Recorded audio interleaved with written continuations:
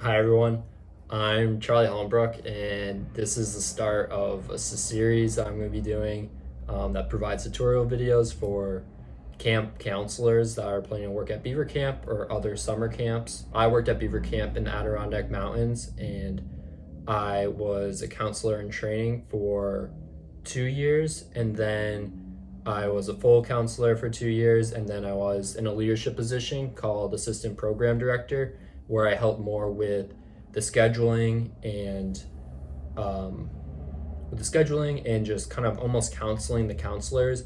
And so I've kind of done a broad range of activities and positions while I've been at them at summer camp. And so, kind of the purpose of this session and the future ones is to provide you with some tips and tricks that I found along the way, and that will hopefully help you as you go into the summer this year, and then everyone else that works at summer camps across the country. When I started off as a junior counselor, I was pretty naive and overwhelmed. I didn't really know what to expect.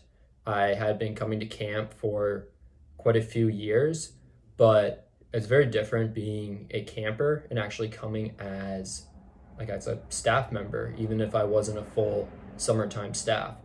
As a junior counselor, or as we call it at Beaver Camp where I worked at TLT, my primary job was mainly to learn really, but I was there to help the counselor, and so I was placed in a cabin and I would help the counselor on a day-to-day basis and help the campers get ready for camp.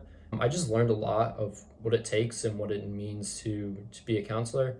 And then I was able to use my time as a junior counselor. And then my third summer, I applied to be a full-time summer staff member.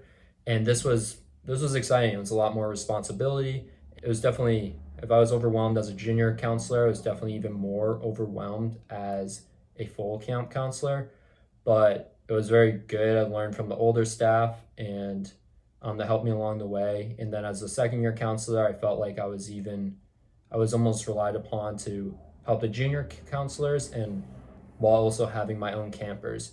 And so I learned things from what I should be bringing to camp, to how to connect with campers, how to make sure they're growing, how to make sure I'm growing, and also how to plan out activities and be creative, entertain campers. You're really kind of on your own, and you have these campers that you're in charge of, and it's your job to entertain them throughout the day. So I found a lot of ways to just plan activities, plan games, and find things for them to do.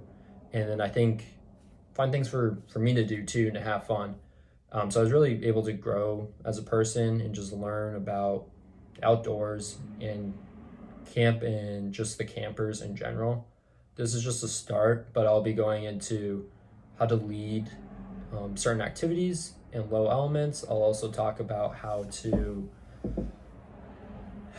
connect with campers, as I mentioned before.